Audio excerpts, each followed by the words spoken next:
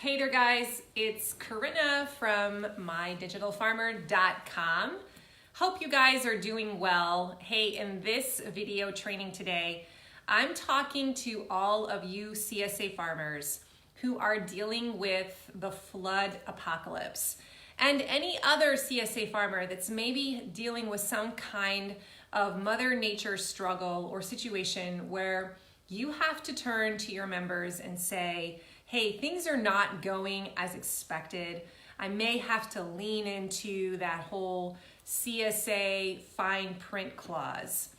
So if you've been following the media, you know that this has been a really hard year for farmers. The flooding has been intense in the Midwest, in the Plain States, many other places.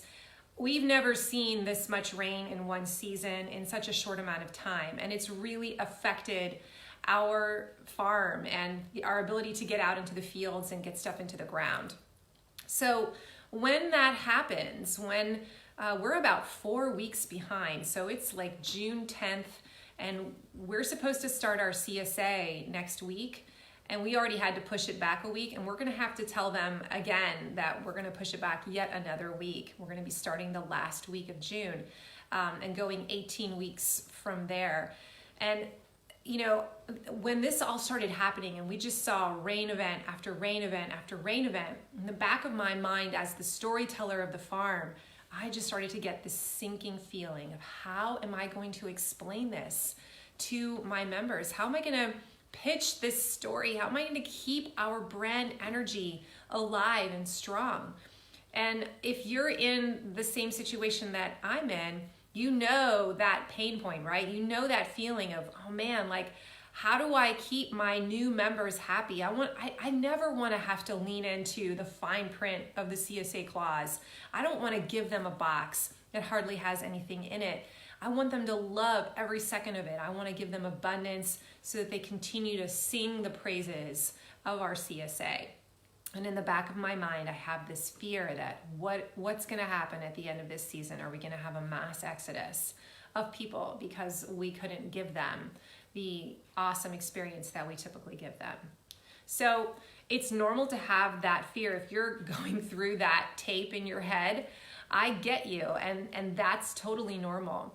And every CSA farmer is going to have a season like that. So what we have noticed, though, which has completely shocked me, is that over the last few weeks, rather than seeing this response from our members of, you know, people dropping out or coming up with excuses as to why they can't send me the balance of their, you know, what they still owe me, or saying, you know, I don't know if I'm going to be able to do it this year, I have seen very, very little of that. In fact, on the opposite, we have seen a spike in the amount of support and loyalty that's coming at us. And there have been some very intentional things that I've been doing in my branding and in my messaging to try and encourage that to happen. And I'm going to walk you through what some of those things are.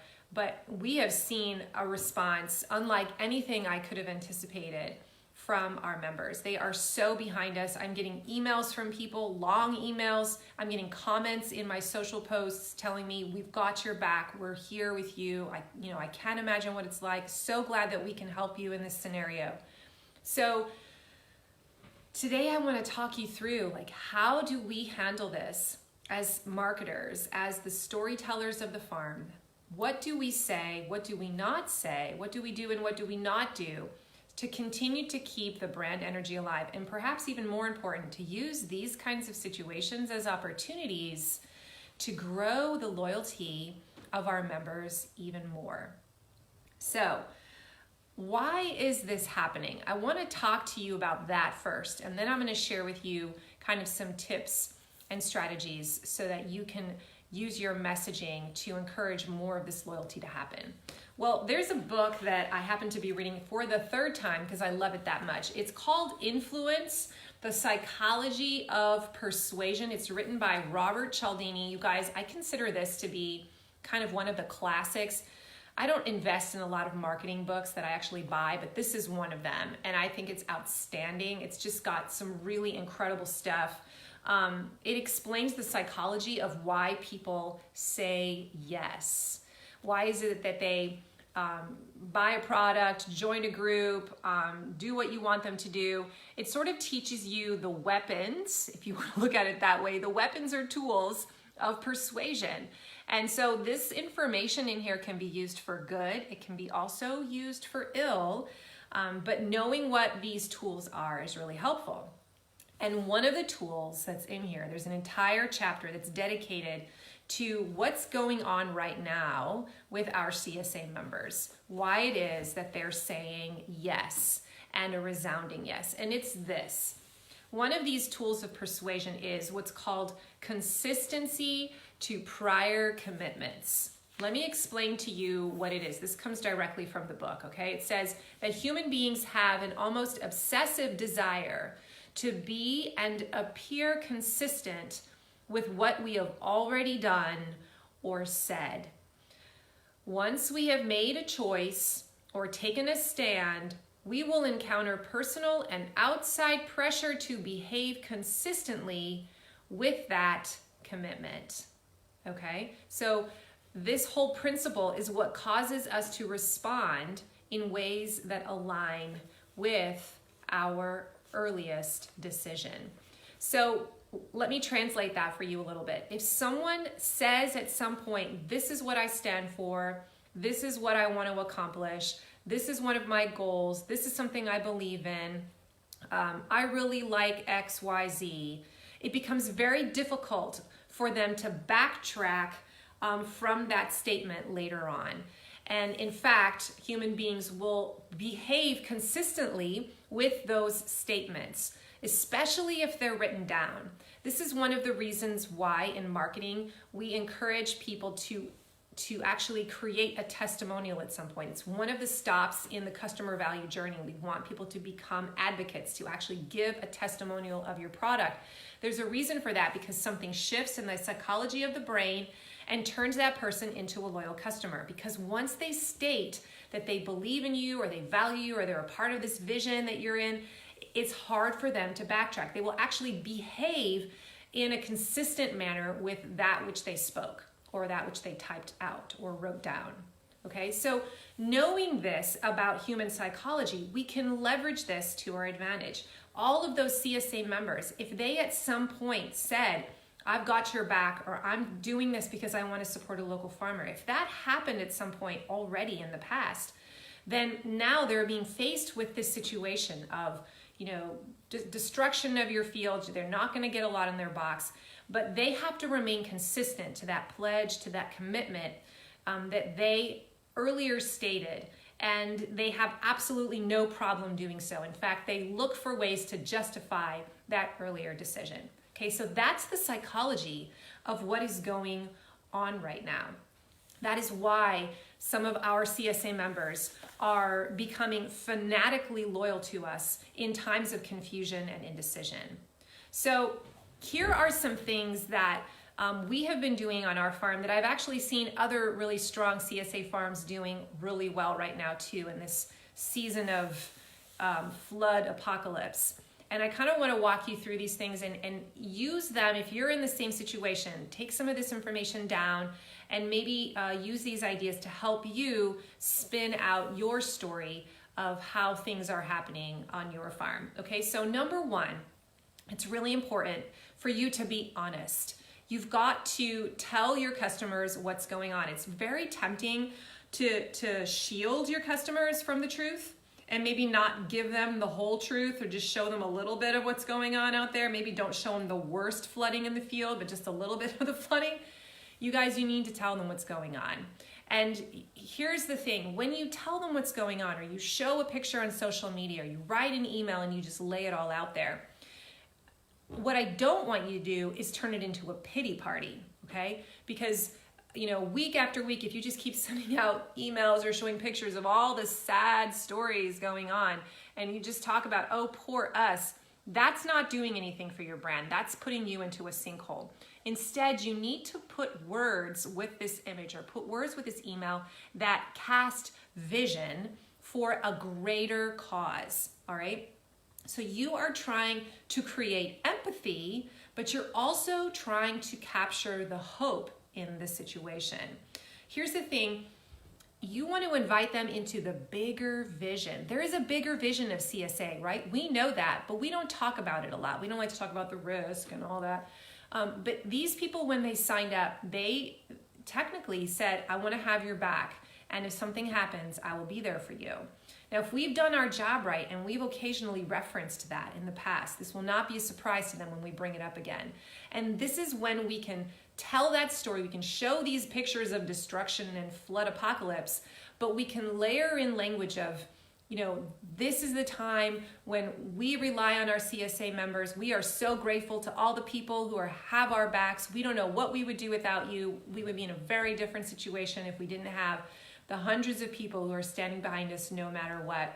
These people are in it for the local farmer. When we use that kind of language in the post or in the emails, suddenly we cast vision for them. We remind them that this is a much bigger story, and it's almost like we align ourselves, the farmer and the customers, with against a common enemy, which is in this case Mother Nature, and the question marks, the uncertainty of Mother Nature. Everyone knows what that's like, and we can stand together and unite against this common enemy.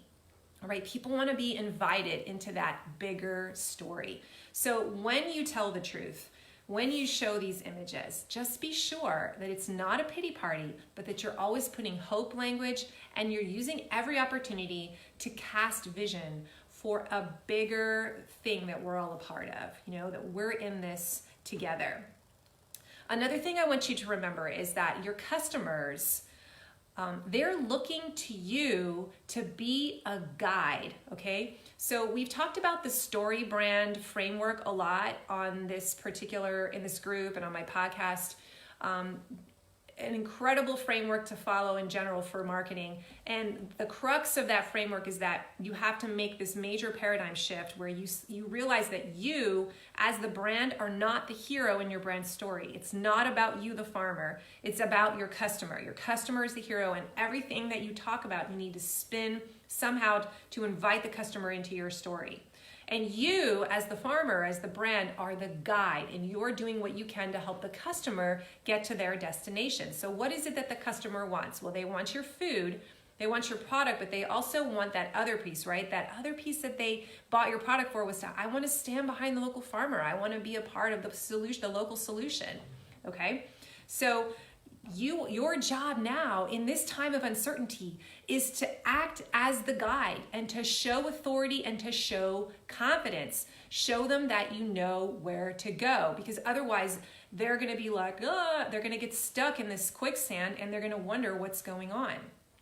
So when we have tough times like this strike, it's an opportunity for us to be strong and to show people we know what to do. Hey, this is the honest reality, and man, this really stinks, but don't worry, we have a plan, okay? So you need to use that kind of language. You need to say, this is what we're gonna do to get out of this. It's gonna be tough. The first 2 weeks, you're not gonna get a lot, but we've already started doing X, Y, Z to handle it. And this is how we're dealing with the situation. That's what your customers are looking for. They want to know that you've got a way out of the flood apocalypse. So talk about that too. Don't just say, poor us, isn't this so sad for us? Show them, hey, don't worry. I know that we're worried. We want to make sure you get your investment. We're doing whatever we can. Here is our plan. No one wants to be a part of a losing team. So don't act like a loser, okay?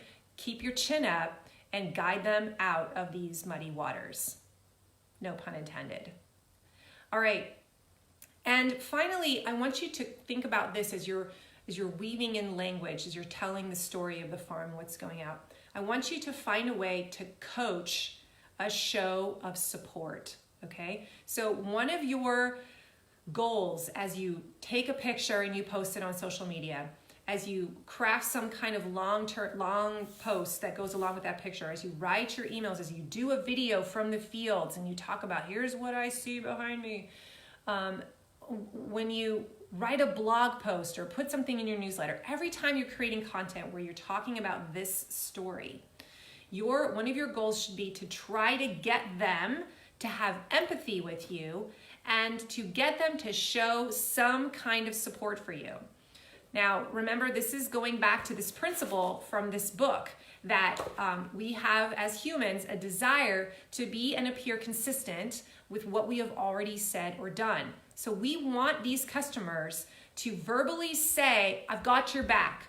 We want them to type out in the comments, don't worry, it doesn't matter. I'm so excited. I'm so proud to be a part of this farm. This is exactly where I want to be. We want to hear stuff like that. And we want to find a way to get them to want to say that. Because if they've already said it before, it just reiterates a value they've already stated. But if they've never said it before, we know that it's important that they do. And so we want to coach that kind of affirmation of our brand, because it will be difficult for them to back off from it in the future. It's basically a way for them to say, I am loyal now. I will be loyal forever if I can say something like this now. Okay, so I want you to remember that the right CSA customer is going to find value in standing behind you. Not every customer in your CSA right now is a right CSA customer. There are some that aren't a good fit, and they may very well, because of this experience, back off next year and not sign up. You know what? That might not be a bad thing. Sometimes these kinds of moments where we put people's feet to the fire is where we see who our true supporters are. And again, this is going to be an opportunity for you to give these members a chance to say, I want this. This is what it's all about, standing behind the farmer. And if you can get them to say that this year, holy cow, they will be with you forever. Now, I want one more final comment for you just to think about this. You know how when there's like tsunamis going off in some other part of the world, or a really bad hurricane, and we hear about it on the national news, but we always feel powerless. Like, I don't know how to help those people in Indonesia. Like, what can I do? And then we see this thing, Red Cross, donate to the Red Cross. And I'm always like, yes, okay. And then I write a check. And there's a part of me that feels like, okay, I've done what I can do to help out in this situation, right? I feel powerless otherwise, but at least I have a way that I can donate money to help. Okay, there's a little bit of that going on right now nationally for farmers in general. This has made national news. People are aware that farmers are hurting in general, okay? And we have, as a vocation, farmers have kind of a strong brand. Like, we're known as people of character, who have hard work ethic, who don't give up, who are patient and faithful, and will do what it takes, right? We've got resilience. We've got all these great character qualities around us. And people look at farmers and they want to get behind us. And so many of them don't know how to help us. They feel powerless. They hear these stories, they read stories on their phones or on the internet or on their newspapers, and they're like, oh, and they don't know how to help. But guess what? The people who are your CSA members, they're having this reaction too, but they're like, I can help. I know exactly how to help my farmer. I'm going to be able to stand behind them. I'm going to be able to be there no matter what. And if that means that I take a, $50 loss this year from my share, you know what? That's like writing a check to the Red Cross, and I'm okay with that. There's this little thing that they can check off in the back of their mind where they're like, I'm doing something good for the farmer right now. I want you to remember that, because that's kind of happening right now for your members. And that's a good thing. It makes them feel good. They're being invited again into this bigger vision, this enemy, right, that's fighting against the farmers, and they're helping us fight them. This is their way to contribute. So don't rob them of that. Give them that opportunity. Put language behind these emails, behind your blog posts, your newsletters, your Facebook posts, your Instagram posts. Talk about what's going on. Be honest. But put it in hopeful language and invite them into that vision. Invite them into that story that we're going to get through this together. I'm going to be your guide. I've got your back. I know exactly where we're going to go, and we're going to get out of this together, and we're going to be stronger because of it. Now, if you happen to be a farm right now that's having an awesome season and this is not happening to you, I want you to consider perhaps pointing to this story going on in the national news right now in the US and letting your customers know, hey, this is happening elsewhere and we are thinking about our fellow farmers. And you know what, this could very well be us someday. And so we're really grateful for you all for having our backs no matter what, through thick and thin. And we're glad we don't have to lean into that this year, but we may someday, and we know we can count on you. Okay, this is an opportunity for you to prime the pump.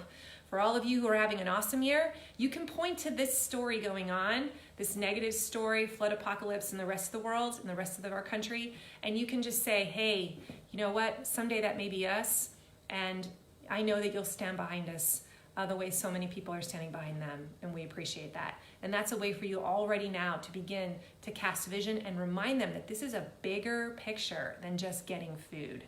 This is a much bigger deal. Well, I hope this was helpful, guys, for all of you who are out there like me, struggling with flood apocalypse. We will get through this. You are the keeper of the story, and so your words are powerful. Keep your chin up. Tell them where to go and remind them of the bigger picture at play. You've got this. Take care, guys. Have a good week. Until next time.